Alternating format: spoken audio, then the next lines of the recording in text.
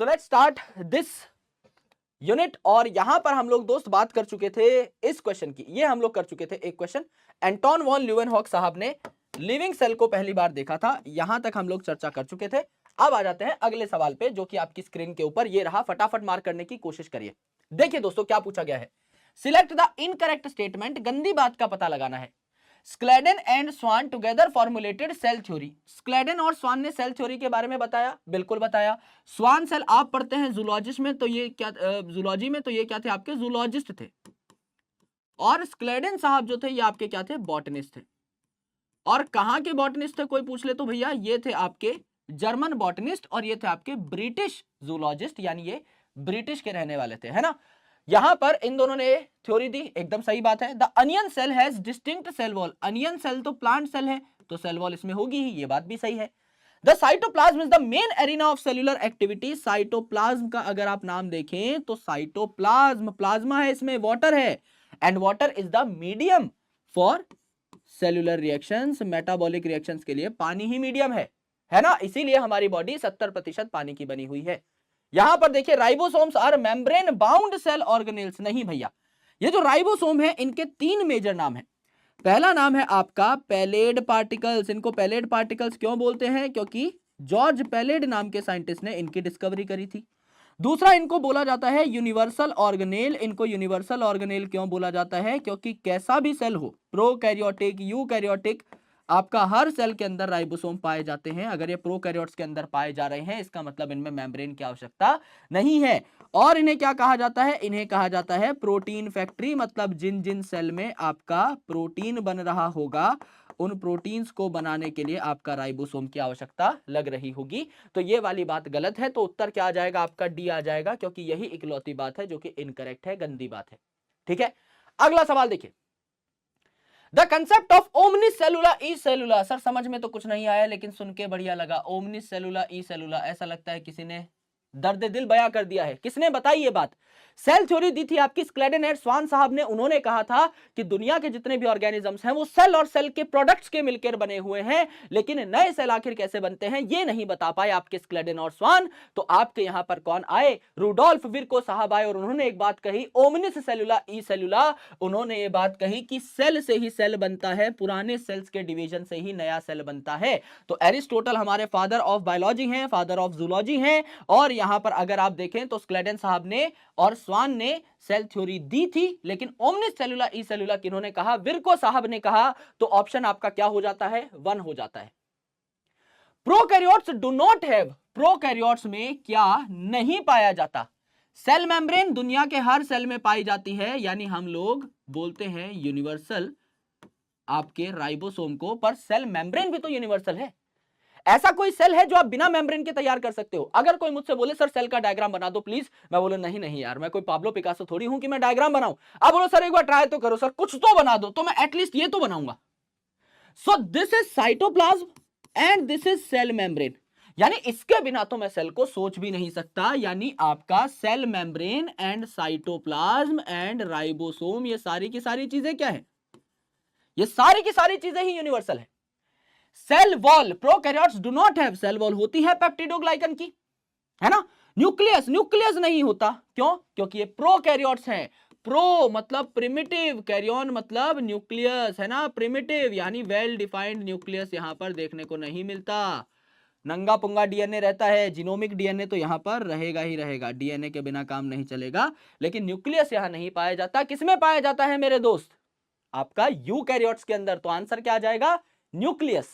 अगला देखिए, Which among the following is not a prokaryote, इनमें से कौन सा प्रोकैरियोट नहीं है। सैकेरोमाइसिस, सबसे पहले ही पता लग गया, सैकेरोमाइसिस किसका मेंबर है, सैक फंगस का मेंबर है, एस्कोमाइसिटीज का मेंबर है, यानी कि आपका किंगडम फंजाई का पार्ट है एस्कोमाइसिटीज का। तो सीधी सी बात है, उत्तर तो यही है। माइकोबैक्टीरियम नाम में ही बैक्टीरियम है, तो आपका प्रोकैरियोट है, बैक्टीरिया है। एनाबिना, नोस्टॉक, ऑसिलेटोरिया, ये क्या है सारे के सारे आपके साइनोबैक्टीरिया हैं, अलग अलग टाइप के। तो उत्तर क्या आ जाएगा, ये सारे तो प्रोकैरियोट हैं, आपका ये वाला प्रोकैरियोट नहीं है, सैकेरोमाइसिस। ईस्ट का साइंटिफिक नाम है सैकेरोमाइसिस। अगला सवाल देखिए, all of the following are layers of cell envelope in prokaryotes except, इनमें से कौन सा सेल एनवेलप का लेयर नहीं है। तो आप देखिए सेल एनवेलप में होता क्या क्या है। सबसे पहले आपका प्लाज्मा मेम्ब्रेन यानी आपकी सेल मेम्ब्रेन, उसके ऊपर आपकी सेल वॉल, एंड देन आपकी क्या होती है ग्लाइकोकैलिक्स। ग्लाइको का मतलब होता है शुगर एंड कैलिक्स का मतलब होता है कोट यानी आउटर लेयर, इसीलिए ग्लाइकोकैलिक्स सबसे आउटर होती है। अगर ये ग्लाइकोकैलिक्स आपकी मोटी हुई तो ये क्या बनाएगी, अगर ये थिक हुई मोटी हुई तो ये क्या बनाएगी कैप्सूल बनाएगी, और अगर ये गिलगिली से हुई है ना चिपचिपी सी हुई तो ये क्या बनाएगी स्लाइम लेयर बनाएगी या लूज शीथ बनाएगी। अगर ये लूज हुई ढीली ढीली हुई गिलगिली सी हुई तो ये क्या बनाएगी स्लाइम लेयर बनाएगी। तो आपका सेल वॉल भी होता है यहाँ पे मिडल में, ग्लाइकोकैलिक्स बाहर की साइड, सेल मेम्ब्रेन सबसे अंदर की साइड, न्यूक्लियर मेम्ब्रेन का यहाँ पर कोई लेना देना नहीं है आपका इस एनवेलप से। तो उत्तर क्या आ जाएगा आपका डी आ जाएगा सीधा सीधा। और ये जो दोनों पॉइंट बताए हैं मैंने आपको, इनसे सवाल बनने की संभावना पूरी पूरी होती है कि स्लाइम लेयर क्या है और आपका थिक कैप्सूल क्या है।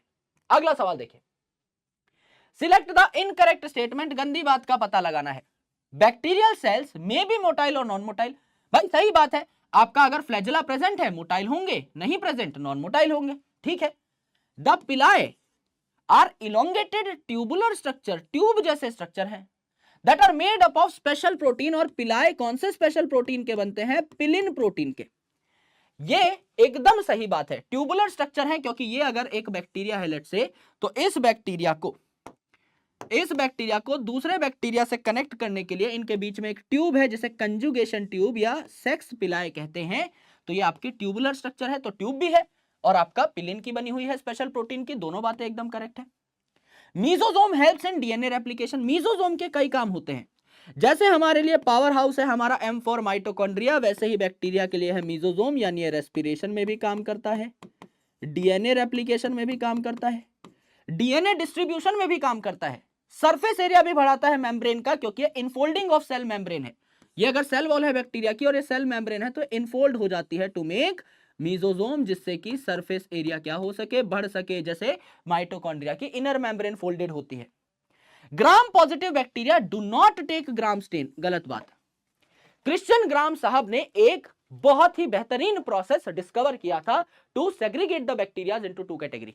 पहला था आपका ग्राम पॉजिटिव बैक्टीरिया जो ग्राम स्टेन को अपने ऊपर रिटेन कर लें, पॉजिटिव मतलब रिटेन कर लेना, और ग्राम नेगेटिव जो स्टेन को रिटेन नहीं कर पा रहे थे। तो ग्राम पॉजिटिव है तो ये स्टेन को रिटेन करेगा, ये वाली बात गलत है। तो उत्तर क्या हो जाएगा हमारा डी हो जाएगा सीधा सीधा साफ साफ। आ जाइए, विच of the following statement about inclusion bodies is incorrect. Inclusion bodies के बारे में गंदी बात कौन सी है ये हमें बताना है। These are involved in ingestion of food particle. Inclusion bodies कैसे बनती हैं, ये प्रोकैरियोट्स के अंदर पाई जाने वाली स्पेशल बॉडीज हैं, तो जाहिर सी बात है इनके ऊपर मेम्ब्रेन होने का तो कोई सवाल ही पैदा नहीं होता। जब प्रोकैरियोटिक सेल के अंदर कई सारा एक जैसा मटेरियल जमा हो जाता है तो वो इकट्ठा ही एक जगह रहना प्रेफर करता है। जैसे कि फॉस्फेट के मॉलिक्यूल्स एक जगह इकट्ठे हो गए तो उन्होंने बना लिया फॉस्फेट ग्रेन्यूल, कई सारे पिगमेंट के मॉलिक्यूल्स एक जगह इकट्ठे हो गए तो उन्होंने बना लिया साइनोफाइसियन ग्रेन्यूल। इसी प्रकार से ये अलग अलग मॉलिक्यूल्स बनाते हैं, ऑयल ड्रॉपलेट्स बना ली, different type of molecules. So these are involved in ingestion of food. Food खाने से इसका कोई लेना देना है ही नहीं, ये तो स्टोरेज के लिए इंपॉर्टेंट है, तो इसका फूड खाने से कोई लेना देना नहीं है, तो ये बात इनकरेक्ट है। दे लाई फ्रीली इन साइटोप्लाज्म क्योंकि मेम्ब्रेनलेस है। भाई प्रोकैरियोट में कोई मेम्ब्रेन बाउंड ऑर्गेनेल तो है नहीं, तो ये आपका मेम्ब्रेनलेस है, तो ये बात तो आपकी वैसे ही खत्म हो गई।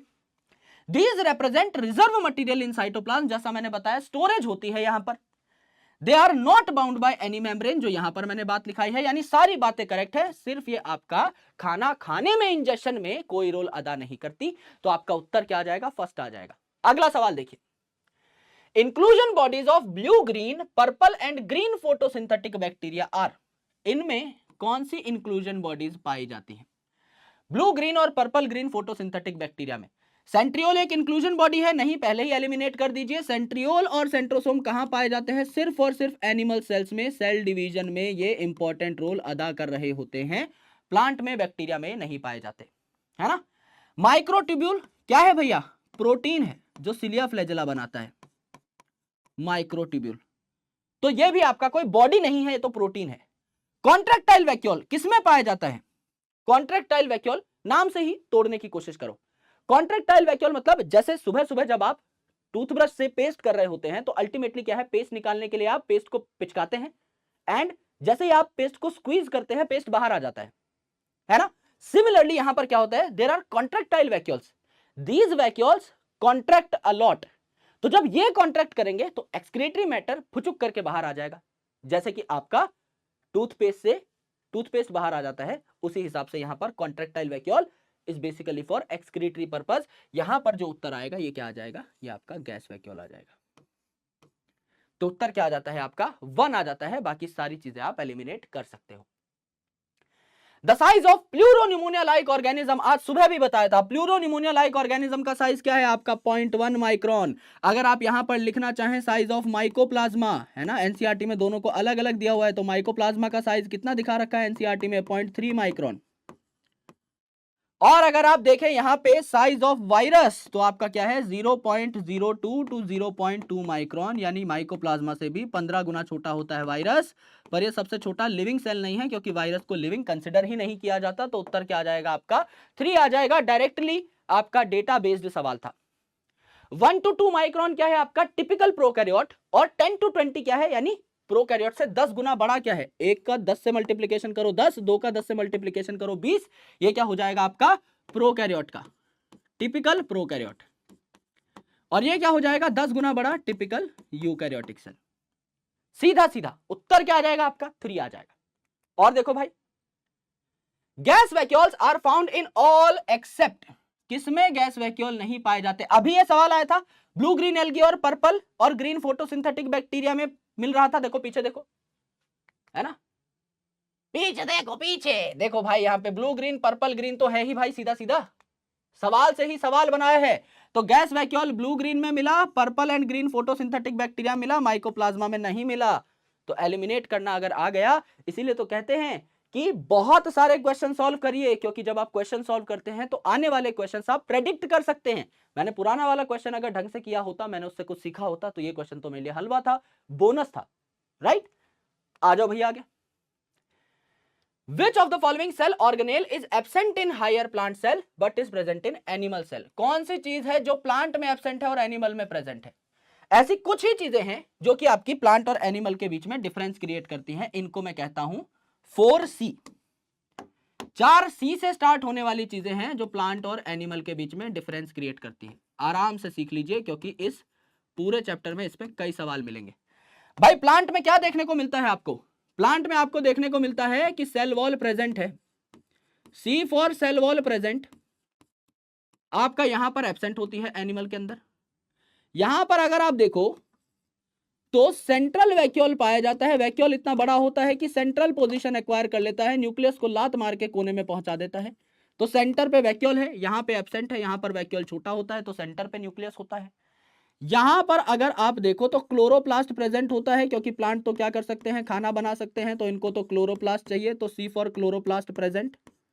जबकि एनिमल में एब्सेंट होते हैं। और एनिमल में क्या है भैया, सेंट्रियोल और सेंट्रोसोम प्रेजेंट है,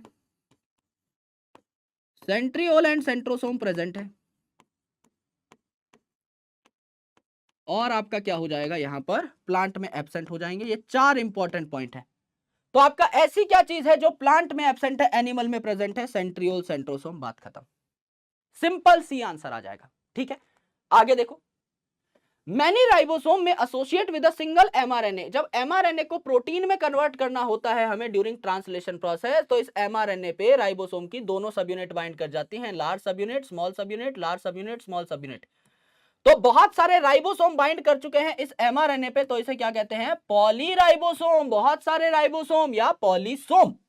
तो पॉलीसोम भी कह सकते हैं, पॉलीराइबोसोम भी कह सकते हैं, और कोई ऑप्शन मैच नहीं कर रहा, तो उत्तर क्या आ जाएगा आपका ए आ जाएगा। एकदम स्ट्रेट फॉरवर्ड आंसर आ जाएगा ए। इसे पॉलीसोम या पॉलीराइबोसोम कहा जाता है, और इसीलिए राइबोसोम को प्रोटीन फैक्ट्री कह रहे थे, क्योंकि आरएनए को प्रोटीन में कन्वर्ट करने का काम किसका है, राइबोसोम का है, ठीक है। आ जाओ भाई आगे। Select the odd one with respect to cell organelles in endo membrane system. Endo अंदर, सेल के अंदर मेम्ब्रेन का एक सिस्टम है जिसमें 4 ऑर्गेनेल्स पार्टिसिपेट करती हैं। आपका सबसे पहले एंडो से ही शब्द उठा लो, एंडोप्लाज्मिक रेटिकुलम, इसके साथ कनेक्टेड होता है गोल्जी कॉम्प्लेक्स, फिर आपका क्या होता है, आपका लाइसोसोम एंड अल्टीमेटली और वैक्यूल। ये 4 ऑर्गेनेल्स होती हैं जो एंडो मेम्ब्रेन सिस्टम बनाती हैं। इसमें से ऑड वन आउट सिलेक्ट कर लो। गोल्जी ईआर वैक्यूल पाया जा रहा है इसके अंदर, पेरोक्सिसोम, माइटोकॉन्ड्रिया, क्लोरोप्लास्ट नहीं पाया जा रहा, तो ये आपके ऑड वन आउट हो जाएंगे। इन चारों के अलावा कोई भी नाम दिखे वो आपका ऑड वन आउट हो गया बाय डिफॉल्ट। तो हम लोगों ने इजीली ये क्वेश्चन कर लिया। अगला सवाल देखिए, select the incorrect statement with respect to mitochondria. Mitochondria के बारे में ये बात पढ़ो, डबल मेम्ब्रेन बाउंड स्ट्रक्चर है, बिल्कुल, outer membrane inner membrane. Matrix में 70s राइबोसोम है, ऐसा कहा जाता है कि प्रोकैरियोट्स जो है उससे बहुत ज्यादा सिमिलर है। एंडोसिम्बायोटिक थ्योरी ये बताती है कि एक बड़ा सेल था जिनने छोटे छोटे प्रोकैरियोटिक सेल्स को खा लिया, ऑक्सीडेटिव जो सेल्स थे वो बन गए माइटोकॉन्ड्रिया, और आपके कई साइनोबैक्टीरिया थे वो बन गए क्लोरोप्लास्ट जो खाना बना सकते थे। तो यहां पे 70s राइबोसोम होते हैं, बैक्टीरिया जैसे बिल्कुल होते हैं। Cristae decreases the surface area, नहीं भैया, अंदर वाली जो मेम्ब्रेन है, आउटर मेम्ब्रेन है माइटोकॉन्ड्रिया की, अंदर वाली मेम्ब्रेन जो है ये आपका इस प्रकार से फोल्डेड होती है, तो सरफेस एरिया खूब बढ़ जाता है। तो cristae increases the surface area, ये बात गलत हो जाएगी। To membranes have their own specific enzyme, बिल्कुल सही बात है, क्योंकि इनर मेम्ब्रेन ऑफ माइटोकॉन्ड्रिया में क्या होता है, आपका इलेक्ट्रॉन ट्रांसपोर्ट सिस्टम होता है, आउटर मेम्ब्रेन में नहीं होता, तो डिफरेंट एंजाइम तो हुए ही। और किसी भी डबल मेम्ब्रेन बाउंड ऑर्गेनेल में अगर आप देखोगे तो आउटर मेम्ब्रेन ज्यादा परमिएबल होती है, इनर मेम्ब्रेन कम परमिएबल होती है। बाहर वाला गेट हमेशा खुला रहता है लोगों के लिए, एकदम अंदर आकर के भाई आपकी तिजोरी में थोड़ी घुस जाएगा कोई, ये आपका थोड़ा लेस परमिएबल होता है हमेशा। तो उत्तर क्या आ गया भैया, आपकी यहां पर गलत स्टेटमेंट क्या थी, सी, इंक्रीजेज आएगा। Which of the following, I ये क्या हो गया भाई, ओके चलो, which of the following statements with respect to endoplasmic reticulum is incorrect. Endoplasmic reticulum के लिए गलत बात क्या है, फटाफट लिखिए। Smooth endoplasmic reticulum are the site of lipid synthesis. S से याद रखना, एस क्या बनाता है आपका, स्टेरॉइड्स बनाता है, लिपिड्स एंड स्टेरॉइड्स, है ना, स्टेरॉइड्स भी एक टाइप के लिपिड्स ही हैं, फैट स्टेरॉइड से लिपिड के ही पार्ट है, तो एसईआर लिपिड सिंथेसिस करता है, एकदम करेक्ट है। आरईआर, आर का मतलब रफ, रफ किसकी वजह से है, राइबोसोम की वजह से, है ना, तो rough has ribosome attached to ER, एकदम करेक्ट है। SER is devoid of ribosome, ये स्मूथ है तो इसमें राइबोसोम नहीं है, एकदम करेक्ट है, इसीलिए स्मूथ है। In prokaryotes only RER is present, prokaryote में आरईआर क्यों होगा, प्रोकैरियोट के अंदर तो कोई मेम्ब्रेन बाउंड ऑर्गेनेल होते ही नहीं है, तो RER, Golgi complex, vacuole, lysosome, nucleus से क्यों ही पाए जाएंगे, कुछ नहीं पाया जाएगा। तो सिंपली आप कह सकते हो कि इनमें आरईआर एसईआर कुछ नहीं पाया जाएगा। The organelles that are included in the endomembrane system are, वही सबसे पहले एंडोप्लाज्मिक रेटिकुलम, फिर गोल्जी कॉम्प्लेक्स, फिर लाइसोसोम, फिर वैक्यूल, सीक्वेंस भी आपका करेक्ट है। माइटोकॉन्ड्रिया नहीं पाई जाती, माइटोकॉन्ड्रिया नहीं पाई जाती, माइटोकॉन्ड्रिया नहीं पाई जाती, तो आपका एक ही उत्तर निकल गया, that is option number 1, simple correct. आ जाओ भाई, which is the important site of formation of glycoprotein and glycolipid. Glyco का मतलब क्या होता है, शुगर यानी कार्बोहाइड्रेट, कार्बोहाइड्रेट किस पे ऐड कर दिया है, प्रोटीन पे, और ग्लाइको मतलब अगेन कार्बोहाइड्रेट किस पे ऐड कर दिया है, लिपिड पे। तो लिपिड किसने बनाया भैया, लिपिड बनाया, स्टेरॉइड बनाया आपका किसने, स्मूथ एंडोप्लाज्मिक रेटिकुलम ने, और प्रोटीन किसने बनाया, आपका राइबोसोम कैरी करने वाले रफ एंडोप्लाज्मिक रेटिकुलम ने। जब आरईआर और एसईआर ने आपका बना लिया स्टेरॉइड यानी लिपिड और प्रोटीन, तो आगे गोल्जी में जाएगा फॉर बेटर पैकिंग। और ये जो प्रोटीन और लिपिड है इनको सेल में अलग अलग जगह पहुंचाना है या सेल के बाहर भी भेजना है, तो इनके ऊपर कुछ शुगर के टैग लगाए जाते हैं। समझ लीजिए आपने कोई किताब ऑर्डर करी, आपने मेडिजी ऑर्डर करी, आपने पंच ऑर्डर करी, तो आपके घर तो पहुंचेगी ना किताब, तो आपका एड्रेस तो लिखा रहेगा ना उस चिट के ऊपर जो कि मैं आपके पार्सल पे चिपकाऊंगा। तो ये जो शुगर्स है इनके डिफरेंट सीक्वेंसेस जो हैं, these are this beautiful chits जिन पे एड्रेस लिखा हुआ है कि एक प्रोटीन को लिपिड को कहां भेजना है। तो एक ग्लाइकोसाइलेशन होती है, मतलब एडिशन ऑफ शुगर होती है। तो जी फॉर ग्लाइकोसाइलेशन कौन करता है, जी फॉर गोल्जी बॉडी करता है। और इसके अलावा गोल्जी बॉडी क्या करता है, एफिशिएंट पैकेजिंग भी करता है, पैकेजिंग भी करता है मटेरियल की और ग्लाइकोसाइलेशन भी करता है, ये बहुत जरूरी बात है। आइए the biosynthesis of ribosomal RNA occurs in. RRNA कहां बनता है? आरआरएनए कहां बनता है? आराम से देखिए, राइबोसोमल आरएनए यानी इसका काम क्या है? To make ribosome. तो राइबोसोम किसका बनता होगा? राइबोसोम दो चीजों का बनता है दोस्त, राइबोसोम दो चीजों का बनता है, आरआरएनए प्लस प्रोटीन, है ना। और ये आरआरएनए कहां बनते हैं? आपके न्यूक्लियोलस के अंदर।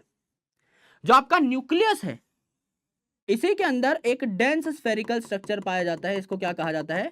न्यूक्लियोलस कहा जाता है। एक से ज्यादा भी हो सकते हैं। तो ये जो न्यूक्लियोलस है इसके ऊपर कोई मेम्ब्रेन नहीं होती, इट इज मेम्ब्रेनलेस। ये कोई अलग से ऑर्गेनेल नहीं है, एक स्ट्रक्चर है ये न्यूक्लियस के अंदर, इट इज मेम्ब्रेनलेस। तो ये जो मेम्ब्रेनलेस स्ट्रक्चर है मेरे दोस्त, ये आपका क्या बनाता है? आरआरएनए बनाता है। तो समझ लीजिए एक सेल है जिसमें मुझे ज्यादा प्रोटीन बनाने हैं, तो क्या उसमें ज्यादा नंबर ऑफ न्यूक्लियोलस और ज्यादा बड़े न्यूक्लियोलस होने चाहिए? होने चाहिए। मुझे अगर किसी सेल में ज्यादा प्रोटीन बनाने हैं तो ज्यादा प्रोटीन बनाने के लिए मुझे ज्यादा राइबोसोम यानी ज्यादा प्रोटीन फैक्ट्री चाहिए। ज्यादा राइबोसोम बनाने के लिए मुझे ज्यादा आरआरएनए चाहिए, और ज्यादा आरआरएनए बनाने के लिए मुझे ज्यादा न्यूक्लियोलस चाहिए। यानी जिस सेल में ज्यादा प्रोटीन बन रहे होंगे उस सेल में ज्यादा बड़े और ज्यादा नंबर में न्यूक्लियोलस बन रहे होंगे। करेक्ट? ये आपको जानना था। अगला सवाल देखिए, match the following column and select the correct option. Smooth endoplasmic reticulum क्या करेगा? स्टेरॉइड और लिपिड बनाएगा। तो ए का 2 देख लो भैया, ए का 2 देख लो, एक ही जगह पर है, तो उत्तर तो मिल गया हमको अपना। आगे बढ़ते हैं। रफ एंडोप्लाज्मिक रेटिकुलम क्या बनाएगा? राइबोसोम की हेल्प से प्रोटीन बनाएगा। जी फॉर गोल्जी कॉम्प्लेक्स अभी बोला था ग्लाइकोसाइलेशन कराएगा, और सेंट्रियोल क्या कराता है? सेल डिवीजन में हेल्प करता है। तो ये स्पिंडल फॉर्मेशन करता है जो सेल के क्रोमोसोम को अलग अलग दिशा में खींचते हैं, आधा आधा बांटने के लिए इन 2 daughter cells. Right? So ultimately क्या हो जाएगा? यही उत्तर है। डी का 4 है, सी का 3 है। हाँ करेक्ट, आपका उत्तर आ जाएगा, दैट इज 4। राइट? अगला देखो, which of the following statement is not correct? गंदी बात कौन सी है? फटाफट बता दीजिए। Lysosome have limit numerous hydrolytic enzyme. Hydrolytic पानी की मदद से, लिटिक तोड़ना, लाइसिस करना, तो तोड़फोड़ वाले एंजाइम है आपके लाइसोसोम के पास। क्या कहा जाता है इसको? सुसाइडल बैग कहा जाता है। क्यों? क्योंकि मौत का सामान है इसके अंदर। किसी भी बायोमोलिक्यूल को तोड़ा फोड़ा जा सकता है। प्रोटीन को तोड़ने के लिए प्रोटीएज है, शुगर को तोड़ने के लिए अमाइलेज है, लिपिड को तोड़ने के लिए लाइपेज है। हर तोड़ फोड़ मचाने वाला एंजाइम यहां मौजूद है। तो एकदम सही बात है। Hydrolytic enzyme of lysosome are active under acidic pH. Acidic pH यानी पीएच कम होना चाहिए। एसिडिक पीएच मतलब पीएच कम है, तो पीएच यहां पर यूजुअली कितना होना चाहिए? 4 से 5 के आसपास होना चाहिए। न्यूट्रल पीएच 7 होता है। तो ये पीएच को मेंटेन कैसे करेगा?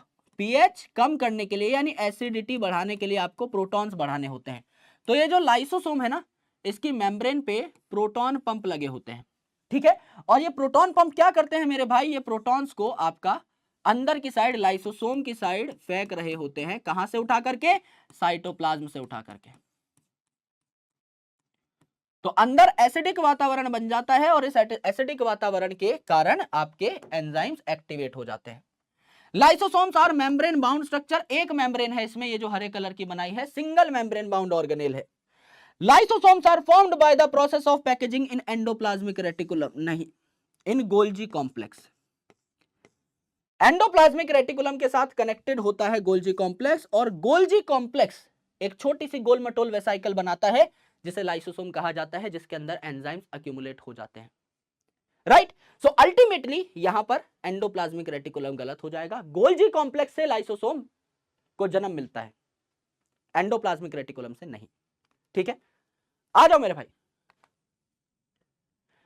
विच of the following statement regarding mitochondria is incorrect? Mitochondria के बारे में गलत बात क्या है?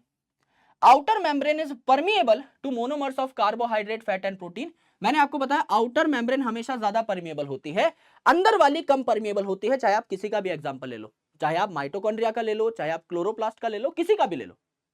राइट?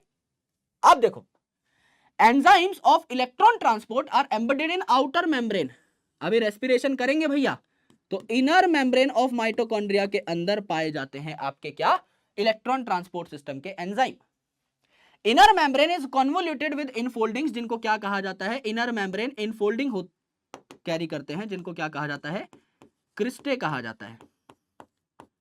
और इन क्रिस्टे की वजह से आपका सरफेस एरिया बढ़ जाता है माइटोकॉन्ड्रिया का, जिससे ज्यादा से ज्यादा एनर्जी वहां बन सके, इसीलिए तो पावर हाउस है, तो एकदम सही बात है। Mitochondrial matrix contain single circular DNA molecule and ribosome, इनके पास खुद का डीएनए और खुद के राइबोसोम होते हैं। तो आपका माइटोकॉन्ड्रिया खुद के डीएनए से खुद का आरएनए बना सकता है और इसके पास खुद के राइबोसोम भी हैं, तो ये आपका इन राइबोसोम को यूज करके खुद के प्रोटीन भी बना सकता है और सेम क्लोरोप्लास्ट भी कर सकता है। इसीलिए माइटोकॉन्ड्रिया और क्लोरोप्लास्ट को हम लोग क्या कहते हैं, सेमी ऑटोनॉमस ऑर्गेनेल। ये अपने आधे प्रोटीन्स खुद ही बना सकते हैं, सेमी ऑटोनॉमस ऑर्गेनेल। सेमी का मतलब आधा, हाफ, ऑटोनॉमस का मतलब खुद का काम खुद करना, ऑटो, तो आधा अपना काम खुद करता है, आधा काम न्यूक्लियस से यानी अपने पापा से करवाता है। तो ये वाली बात गलत हो गई सेकंड, बाकी सारी बातें आपकी करेक्ट हो गई। आगे देखिए, make the odd one out with respect to chloroplast. Chloroplast के रिस्पेक्ट में ऑड वन आउट बताइए। स्ट्रोमा, जैसे सेल का साइटोप्लाज्म, जैसे माइटोकॉन्ड्रिया की मैट्रिक्स, वैसे क्लोरोप्लास्ट का स्ट्रोमा। तो stroma contains enzyme required for synthesis of protein and carbohydrate. तो यही कार्बोहाइड्रेट भी बनता है फोटोसिंथेसिस से, और प्रोटीन, क्योंकि क्लोरोप्लास्ट के पास भी खुद का डीएनए और राइबोसोम है, तो यहां पर डीएनए से आरएनए, आरएनए से प्रोटीन भी बन सकता है। तो बात एकदम करेक्ट है। हैज 80s राइबोसोम, ये भी प्रोकैरियोटिक ओरिजिन का है, तो इसमें 70s राइबोसोम होता है माइटोकॉन्ड्रिया की तरह ही। पॉजेस थाइलाकॉइड, यहां पर आपके इस प्रकार के सिक्कों जैसे स्ट्रक्चर होते हैं, जिनको थाइलाकॉइड कहा जाता है, जो एक के ऊपर एक के ऊपर एक जुड़ के क्या बनाते हैं, आपके ग्रेना बनाते हैं, मेम्ब्रेनस स्ट्रक्चर बनाते हैं, grana. Inner membrane is relatively less permeable, अभी आपको बताया था आउटर मेम्ब्रेन ज्यादा परमिएबल रहती है, इनर परमिएबल नहीं होती उतनी। तो आपका यही बात इनकरेक्ट है, बी, बाकी सारी बातें करेक्ट है। राइट, आ जाओ भाई, अगला सवाल देखिए। Both eukaryotic cilia and flagella emerges from, cilia और फ्लैजेला किससे इमर्ज होते हैं? अगर आप सिलिया और फ्लैजेला का स्ट्रक्चर देखो तो ये है आपकी सेल वॉल और इसके अंदर है आपकी सेल मेम्ब्रेन। तो इस सेल मेम्ब्रेन है, इससे सिलिया और फ्लैजेला इमर्ज हो रही होती है। तो आपका ये जो स्ट्रक्चर है, ये क्या है आपका फिलामेंट। ये जो लंबी चोटी जैसी स्ट्रक्चर है सिलिया और फ्लैजेला की है फिलामेंट। ये है आपका हुक, बीच का स्ट्रक्चर। और जहां से ओरिजिनेट हो रहे होते हैं ना, जहां से ओरिजिनेट हो रहे होते हैं नीचे का स्ट्रक्चर, इसको कहा जाता है सबसे बेस वाली body, that is bezel body. सबसे बेस वाली body that is bezel body. ठीक है, तो ये जो आपका हुक और फिलामेंट है, इसमें 9+2 अरेंजमेंट होती है, लेकिन ये जो बेजल बॉडी होती है सेंट्रियोल लाइक होती है, इसमें 9+0 अरेंजमेंट हो रखी होती है। राइट, तो आपका हुक फिलामेंट बेजल बॉडी, अच्छा नॉर्मली नाम ही पूछा था, खाम का ही टाइम लगाया है ना। Emerges from basal body which is centriole like in nature, है ना। 9+0 यानी ये सेंट्रियोल लाइक होता है। आगे चल के कहीं ये पॉइंट आ जाएगा काम, कुछ वेस्ट तो होता नहीं, सेंट्रियोल लाइक आपका ये स्ट्रक्चर हो जाता है। करेक्ट, आ जाओ भाई। Select the incorrect one for nucleolus. Nucleus नहीं है, न्यूक्लियोलस है जिसके बारे में अभी बात करी थी। इज अ स्फेरिकल स्ट्रक्चर, गोलमटोल हो सकता है। मेम्ब्रेनलेस, मेम्ब्रेन इस पे नहीं पाई जाती, न्यूक्लियस के अंदर ये मिलता है, मेम्ब्रेनलेस होता है। इसीलिए न्यूक्लियस के न्यूक्लियोप्लाज्म से मटेरियल एक्सचेंज करता रहता है, क्योंकि इसके ऊपर कोई बाउंड्री नहीं है, तो ये बाकी न्यूक्लियोप्लाज्म के कनेक्शन में रहता है। Site for active rRNA synthesis, rRNA यहां पर बनता है। फाउंड इन साइटोप्लाज्म, नहीं भैया, न्यूक्लियोलस कहां पाया जाता है, न्यूक्लियस में पाया जाता है, तो ये बात गलत हो जाएगी। तो उत्तर हमारा क्या हो जाएगा, डी हो जाएगा। बहुत सीधा सीधा जवाब है। आगे देखिए, the shorter and longer arm of a submetacentric chromosome referred to as. Metacentric chromosome मतलब जिसकी दोनों आर्म्स बराबर हो, सब मेटासेंट्रिक जिसकी एक आर्म छोटी एक आर्म बड़ी हो। कोई भी क्रोमोसोम जिसकी एक आर्म छोटी एक आर्म बड़ी हो, यहां छोटी वाली को P कहा जाएगा, बड़ी वाली को Q कहा जाएगा, अकॉर्डिंग टू स्टैंडर्ड नोमेनक्लेचर। तो इनको P एंड Q आर्म ही कहा जाता है ना, shorter and longer respectively. Correct, तो इनको P एंड Q ही कहा जाएगा। Q एंड P में कंफ्यूज मत हो जाना, छोटी वाली P एंड Q सीक्वेंस में आते हैं ना, PQRS, तो छोटी से बड़ी पे जाएंगे, तो उत्तर क्या हो जाएगा आपका ऑप्शन 2 हो जाएगा यहाँ पर, that will be your correct answer, है ना। एनसीईआरटी में नहीं है तो इसको अलग से एक बार लिख लीजिएगा। अगला सवाल देखिए, राइबोसोम्स, राइबोसोम किसके मिलकर बने हैं? आर कंपोज्ड ऑफ आरएनए, कौन सा आरएनए? अभी बताया था आरआरएनए, जो कि न्यूक्लियोलस बनाता है, एंड प्रोटीन्स, करेक्ट बात है। Are surrounded by single membrane, कोई मेम्ब्रेन यहां पर नहीं होती, they are membrane less in nature, तो ये बात आपकी गलत हो जाएगी। Are only found in eukaryotes, नहीं मेरे भाई, यूनिवर्सल ऑर्गेनेल है, सब में पाया जाता है, चाहे प्रोकैरियोट हो चाहे आपका यूकैरियोट हो।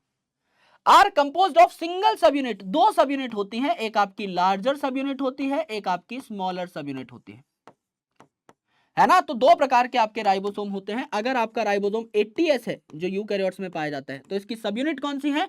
8 इज एन इवन नंबर, तो यहां पर इसकी जो सब यूनिट है ये भी आपकी कैसी होंगी? इवन नंबर होंगी, 6 और 4। और 70S जो आपका राइबोसोम है, 7 इज एन ऑड नंबर, तो यहां पर इसकी जो सब यूनिट है 50S और 30S, ये भी क्या हो जाएंगी? आपकी ऑड नंबर में हो जाएंगी, राइट। तो दो सब यूनिट यहां पर होती हैं, तो एक ही बात यहां पर करेक्ट है, बाकी सारी बातें यहां पर कोई ना कोई गलती आपकी दे रखी है, तो A would be correct. Many ribosome may associate with a single mRNA to form multiple copies of polypeptide simultaneously. Such string of ribosome are termed as, इन्हें पॉलीसोम कहा जाता है। ये क्वेश्चन शायद रिपीट हो गया है, क्योंकि अभी अभी हमने ये क्वेश्चन किया था, तो इसमें कुछ है ही नहीं। इसे पॉलीसोम या पॉलीराइबोसोम कहा जाता है।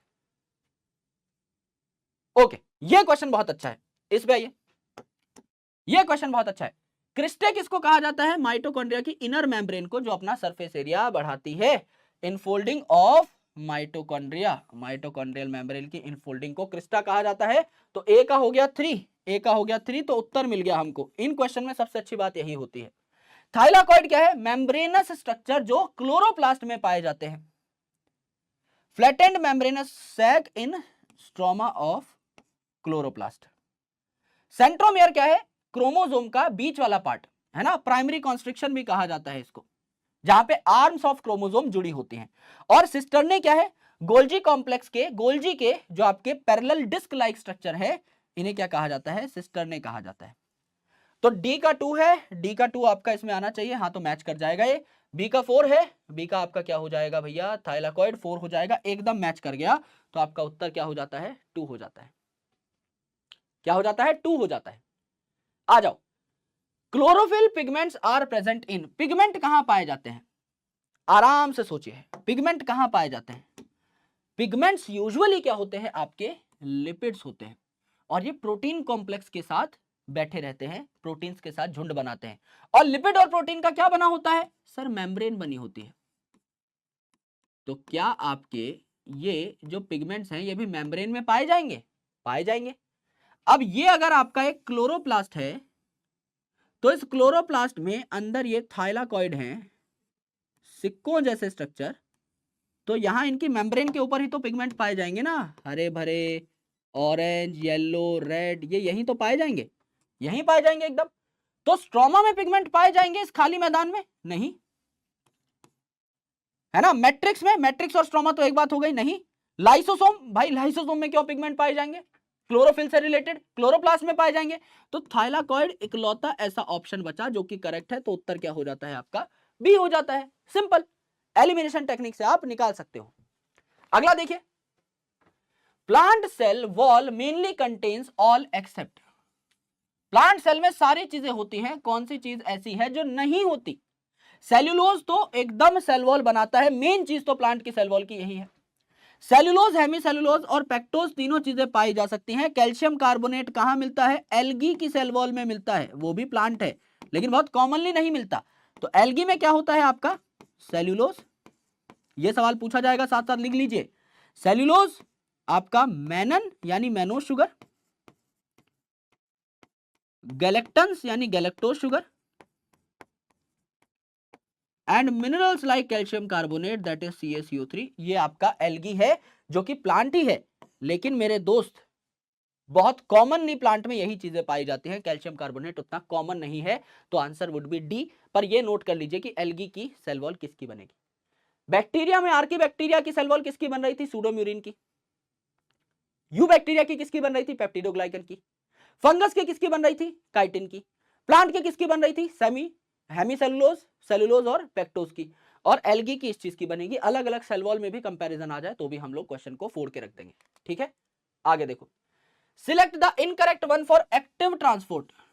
एक्टिव ट्रांसपोर्ट जिसमें पैसा लगता है, एनर्जी खर्च होती है, एटीपी खर्च होती है, उसके बारे में इनकरेक्ट बात बतानी है। Exemplified by sodium potassium pump, pump जहां पे आ जाए शब्द, मोटर जहां पे चलानी पड़े, एक्टिव ट्रांसपोर्ट आ जाती है। भाई अगर नलकी को मुंह में लेकर के चूस चूस के पानी खींच रहे हो तो वहां पे मोटर ऑन नहीं करनी पड़ रही। अगर चीजें high concentration to low concentration खुद जा रही हैं, खुद ढकल करके अपने आप को जा रही हैं, तो एनर्जी खर्च नहीं हो रही। वो प्रकृति का नियम है कि चीजें high concentration to low concentration भागेंगी। लेकिन जब आप प्रकृति के नियम को तोड़ते हो, low concentration to high concentration चीजों को फेंकते हो, तो आपको एक पंप चाहिए, आपको एनर्जी सप्लाई करनी पड़ती है उस प्रोसेस को, नॉन स्पॉन्टेनियस प्रोसेस को कराने के लिए। तो पंप है तो ये तो भैया एक्टिव ट्रांसपोर्ट कराएगा। एटीपी इज यूटिलाइज्ड, भैया रुपया पैसा खर्च होगा, एनर्जी लगेगी। Molecules move against the concentration gradient, low to high concentration जा रहे होंगे, प्रकृति के नियम को तोड़ रहे होंगे, बिल्कुल एनर्जी इंडिपेंडेंट नहीं भैया, एटीपी खर्च हो तो गई, तो उत्तर क्या आ जाएगा? डी आ जाएगा। उत्तर क्या आ जाएगा? डी आ जाएगा। एनर्जी लगती है इसीलिए तो एक्टिव प्रोसेस है। एनर्जी इंडिपेंडेंट होता तो क्या होता? पैसिव हो जाता, राइट, पैसिव हो जाता। DNA containing cell organelles are, ऐसी सेल ऑर्गेनेल जिनके अंदर डीएनए होता है। तो आपका एक तो कहां होगा? न्यूक्लियस में होगा, प्लस आपका सेमी ऑटोनोमस ऑर्गेनेल्स यानी माइटोकॉन्ड्रिया और क्लोरोप्लास्ट में होगा। तो क्लोरोप्लास्ट में खुद का डीएनए हो सकता है, बैक्टीरिया जैसा गोल मटोल। लाइसोसोम में डीएनए नहीं हो सकता, माइटोकॉन्ड्रिया में हो सकता है। तो both A and C are correct, दोनों आपकी सेमी ऑटोनोमस है। इसके अलावा न्यूक्लियस में भी हो सकता है, न्यूक्लियस भी यहां पर आ जाता अगर दिया होता तो। उत्तर आ जाएगा आपका D. Golgi apparatus is involve in, Golgi क्या करता है? गोल्जी भैया क्या करते हैं? फॉर्मेशन ऑफ प्रोटीन, प्रोटीन तो एंडोप्लाज्मिक रेटिकुलम बनाएगा, वो भी रफ वाला आरईआर, क्योंकि इसके पास है राइबोसोम, तो ये तो नहीं करेगा।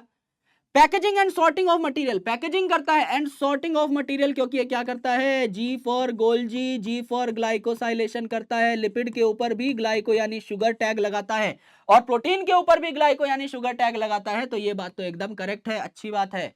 फॉर्मेशन ऑफ लिपिड कौन करता है? लिपिड और स्टेरॉइड की सिंथेसिस आपका एसईआर यानी स्मूथ एंडोप्लाज्मिक रेटिकुलम करता है।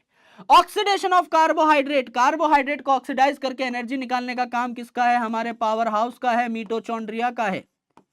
तो गोल्जी का काम इसमें से सिर्फ एक हुआ, और वो एक काम हमारा उत्तर हो जाएगा, दैट इज ऑप्शन बी, जो कि हम सीधा सीधा मार्क कर सकते हैं। आ जाइए भैया, which one is not double membrane bound organelle, इनमें से कौन सा ऐसा है जिसपे डबल मेम्ब्रेन नहीं है? प्लास्टिड जो है, एग्जाम्पल ले लो एक, प्लास्टिड में क्या आया? क्लोरोप्लास्ट आया। तो क्लोरोप्लास्ट पे दो मेम्ब्रेन होती है, लाइसोसोम में एक ही मेम्ब्रेन होती है, मिटोचॉन्ड्रिया में दो मेम्ब्रेन होती है, न्यूक्लियस में दो मेम्ब्रेन होती है, आउटर और इनर। तो उत्तर क्या हो गया आपका? लाइसोसोम हो गया, इसमें सिंगल मेम्ब्रेन होती है। तो आंसर वुड बी बी। आराम से अगला सवाल देखिए, match the list 1 list 2। Metacentric chromosome, एक ऐसा क्रोमोसोम जिसमें सेंट्रोमेयर बीच में है, ऊपर की आर्म नीचे की आर्म दोनों एकदम बराबर है, ऊपर की आर्म नीचे की आर्म दोनों बराबर है ना। फिर सब मेटासेंट्रिक, ऊपर की थोड़ी छोटी नीचे की थोड़ी बड़ी, एक्रोसेंट्रिक ऊपर की एकदम छोटी नीचे की एकदम बड़ी, और टीलोसेंट्रिक एक साइड आर्म है ही नहीं और दूसरी साइड पूरी पूरी आर्म है। ऐसे आप जाते रहते हो ऊपर से नीचे, मेटासेंट्रिक, सब मेटासेंट्रिक, एक्रोसेंट्रिक और टीलोसेंट्रिक में। तो ढूंढ लो भैया, centromere is situated close to the end, end पे नहीं है, close to the end, forming one extremely short and one extremely long arm. तो क्या हो गया? एक्रोसेंट्रिक हो गया। Centromere at terminal end, tip पे है एकदम, तो क्या हो गया? टीलोसेंट्रिक हो गया। Centromere in the middle, middle है तो आपका मेटासेंट्रिक हो गया, और आपका सब मेटासेंट्रिक हो गया। इसके अलावा जो बचा तो सी का 4 हो गया, सी का 4 आपका 2 में ही है, तो हमारे ये दो ऑप्शंस एलिमिनेट हो गए। इसके अलावा आपका हो गया 1 का 3, ए का 3, ए का 3 इसमें है, ए का 2 इसमें है, तो उत्तर क्या हो गया हमारा? 2 ऑप्शन उत्तर निकल गया। उत्तर क्या आ गया हमारा? 2 आ गया, राइट। मेटासेंट्रिक ऊपर नीचे दोनों आर्म बराबर, सब मेटासेंट्रिक ऊपर वाली छोटी नीचे वाली बड़ी, जिसको कहते हैं पी और क्यू। उसके बाद और छोटी हो गई, ऊपर वाली नीचे वाली कंपैरेटिवली और बड़ी हो गई, एक्रोसेंट्रिक, और ऊपर कोई आर्म है ही नहीं, सिर्फ नीचे नीचे वाली आर्म है, टीलोसेंट्रिक। सेंट्रोमेयर आपका टेल पे प्रेजेंट हो गया, उत्तर आ जाता है आपका बी। ठीक है भाई, आगे देखो, which of the following is an incorrect statement, गंदी बात कौन सी है? Microbodies are present in both plant and animal, सही बात है। माइक्रोबॉडी का एग्जांपल अगर आप देखें तो क्या हो जाएगा, पेरोक्सिसोम हो जाएगा। पेरोक्सिसोम क्या करता है, पेरोक्साइड मेटाबॉलिज्म करता है, जैसे कि आपका यहां पर हाइड्रोजन पेरोक्साइड है जो हमारे सेल के लिए उतना अच्छा नहीं है ना, इसमें आपका पेरोक्सीडेज और कैटलेज एंजाइम लग जाते हैं और यहां पर क्या बन जाता है, आपका वाटर बन जाता है और इसके साथ में ऑक्सीजन बन जाता है। दोनों चीजें क्या है, सेफ हैं। पेरोक्साइड को तोड़ के हमने सेफ चीजें बना ली, तो ये प्लांट और एनिमल दोनों में पाया जाता है, सही बात है। द पेरीन्यूक्लियर स्पेस, यानी न्यूक्लियस की दोनों मेम्ब्रेन के बीच में जो स्पेस है, forms a barrier between materials present inside the nucleus and that of cytoplasm. तो साइटोप्लाज्म और न्यूक्लियस के बीच का ये बैरियर है, एकदम सही बात है। न्यूक्लियर पोर, इस मेम्ब्रेन में पोर होते हैं जो न्यूक्लियस से चीजों को साइटोप्लाज्म में भेजते हैं और साइटोप्लाज्म से न्यूक्लियस में भेज सकते हैं। तो ये न्यूक्लियर पोर जो होते हैं ये passages for protein and RNA molecule होते हैं in both direction, nucleus to cytoplasm, एकदम करेक्ट बात है। मैच्योर सीव ट्यूब है, उत्तर आपका 4 आ जाएगा। ये मैंने आपको एनाटॉमी में आज ही पढ़ाया था, ये क्वेश्चन भी कराया था, मिलता जुलता क्वेश्चन, राइट। आ जाओ भाई, when the centromere is situated in the middle, middle में अगर है तो ऊपर वाली नीचे वाली आर्म दोनों बराबर, तो क्या बोलेंगे, मेटासेंट्रिक बोल देंगे, मेटासेंट्रिक बोल देंगे, सिंपल। मेटासेंट्रिक थोड़ा सा अगर खिसका आपका सेंट्रोमियर, सब मेटासेंट्रिक, और खिसका एक्रोसेंट्रिक, एकदम टेल पे चला गया टीलोसेंट्रिक,